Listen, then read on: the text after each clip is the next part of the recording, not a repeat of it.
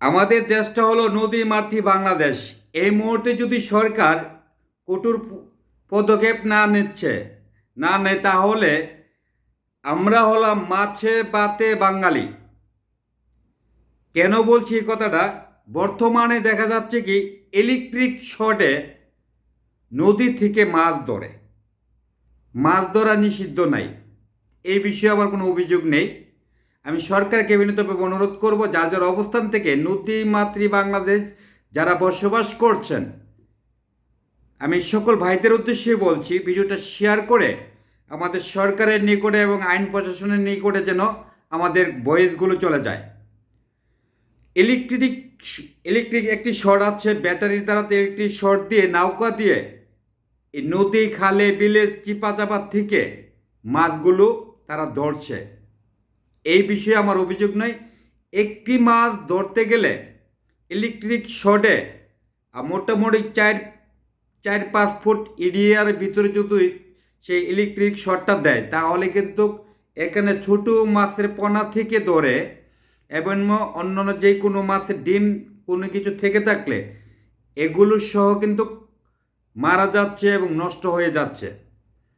Electric short দিয়ে বড় মাছগুলো উঠাচ্ছে, আর ছোট মাছগুলো এগুলো কিন্তু ইলেকট্রিক শর্টে বিভিন্ন মাছ ছোট ছোট পোনা মাছগুলো মারা যাচ্ছে। তাহলে আমরা কোনো এক সময় এই বাংলাদেশ নদী মাতৃ বাংলাদেশের মধ্যে মাছের সংকট দেখা দেবে নদীর থেকে। আমরা নদীর থেকে আগে যখন ছোট ছিলাম, পাশেই আমাদের নদী, আমাদের বাপ চাচারা মুরব্বীরা ভাইয়েরা আমরা নিজেরও হাতায়া কিন্তু মাছ ধরতে পারতাম। সেই মাছের অস্তিত্ব এখন কিন্তু নেই। যতই দিন যাবে ততই কিন্তু আপনাদের আমাদের সকলের মাছের সংকটে পড়তে হবে। বিশেষ করে একমাত্র মাছ আমরা পাবো কি, যে বিভিন্ন মেডিসিন দিয়ে পুকুরে গাতা পুকুরের মধ্যে শ্বাস করে বিভিন্ন মেডিসিন দিয়ে এই মাছগুলো, তো এটা আমরা যেরকম ফার্মের মুরগি নাম দিয়েছি, এই ফার্মের সাথে ফার্মের মাছই খেতে হবে। প্রকৃতভাবে প্রাকৃতিক মাছগুলো নদী থেকে, নদী নালা থেকে যে মাছগুলো ধরে আপনি বাজারে নিয়ে গেলে খাচ্ছেন, এটার টেস্ট অন্যরকম।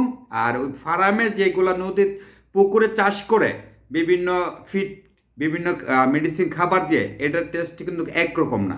এই জন্য বলছি আমাদের সরকার মহোদয়কে এবং আইন প্রশাসন প্রত্যেকটা জেলায় জেলায় থানায় থানায় পর্যায়ে গ্রামগঞ্জে সতর্ক অবলম্বন করতে হবে এবং আমরা জনগণ যারা আছি তাদেরকে বাধা দিতে হবে। ইলেকট্রিক শর্টে যেন কোনো মাছ যারা ধরছে যেন এই কাজটা না করতে পারে। এই জন্য হয়তো গ্রামে গঞ্জে পাড়াপড়শি হয়তো আমরা বাধা দিতে গেলে হয়তো দেখা যায় এই নিজের গণ্ডগোলটা কিন্তু এই যে পরের গণ্ডগোলটা তো নিজের উপরে চলে আসবে।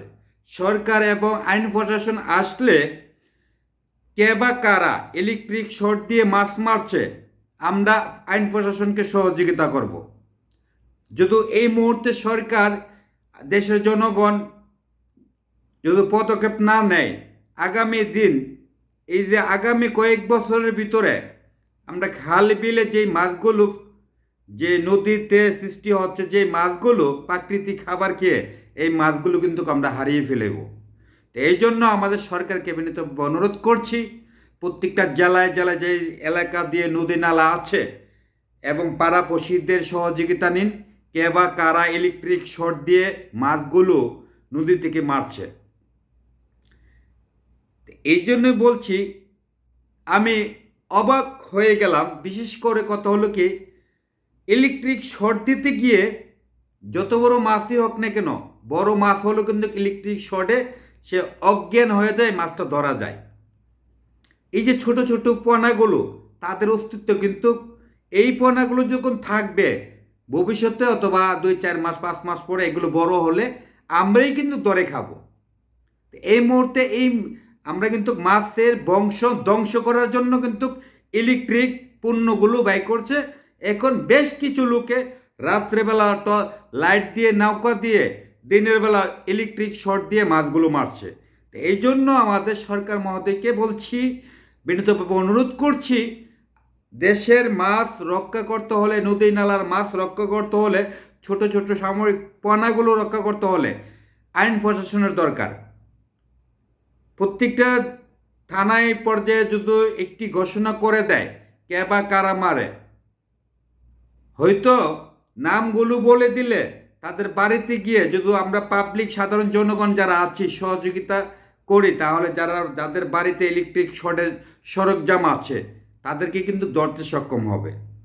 এইকে হয়তো দেখা যায় আজকে আপনার বাড়ির পাশে আপনি কোনো একটা প্রতিবাদ করতে গেলেন, আপনি ইলেকট্রিক শর্টে কেন মাছ মারছেন, তাহলে সে কিন্তু আপনার সাথে পাল্টা জবাব দিয়ে একটা গণ্ডগোল সৃষ্টি হয়ে যাবে।